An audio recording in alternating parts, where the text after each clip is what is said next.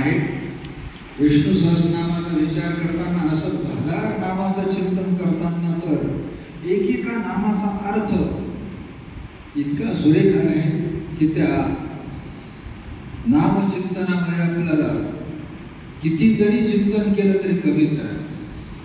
म्हणून सात्वत नाम सद्भावयुक्त आहे, सत्व त्यामध्ये आहे आणि सत्य आहे असं ते नाव, म्हणून सात्वत नाव. म्हणून त्रिवेणी संगम आहे सात्वत नावामध्ये. सत्य, सत्व आणि सद्भाव हा त्रिवेणी संगम आहे. त्यानंतर भगवंताचं एक नाव आहे आर्षभ अथवा ऋषभ. आर्षभ पण म्हणतात, ऋषभ पण म्हणतात. ऋषभदेव भगवंताचा एक अवतार आहे ऋषभदेव.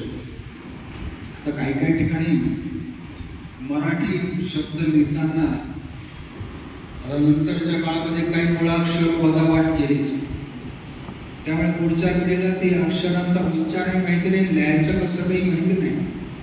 काही जण ऋषी लिहिताना ऋषींचा ऊस त्यांना माहिती नाही, ते आपला अवळला उतार देऊन ऋषी लिहितो. आणि तो पाठ्यपुस्तक मंडळाने तोही बेपत्ता केला. त्याचे अक्षरच कट केले ते ऋषभ आणि वृषभ. गोला अर्ध खाली अर्धचंद्राकार अर्धे वाढते तो वृषभ वेगळा.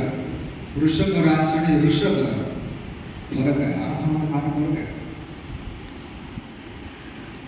तसं वृषभ ही रास उच्चारातही फरक आहे, अर्थातही फरक आहे. परंतु आताच्या काळामध्ये मराठी भाषेचा विचार करताना बऱ्याच जणांना ही गोष्ट माहितीच नसते. एक तर मुळात इंग्लिश मिडियमला सगळं गट्ट्यागोळ आहे, ते काहीच कळत नाही. तर हा वृषभ आणि ऋषभ म्हटला असणारा फरक आहे. वृषभ म्हटला तर बैल झाला, पण ऋषभ म्हटला की त्यामध्ये वेदांची असणारी तेजस्विता आहे.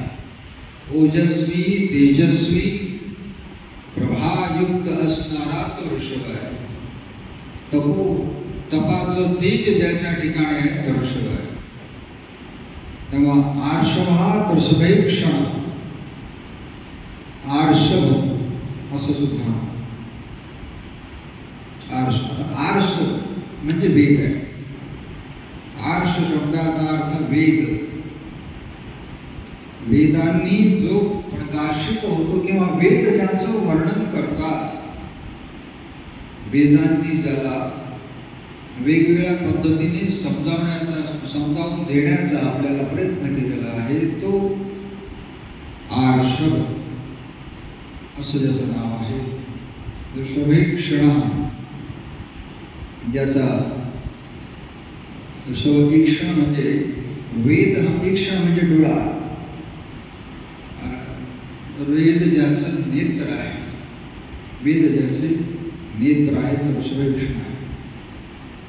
त्यानंतर भगवंताचं पुढचं नाव आहे दामोदर.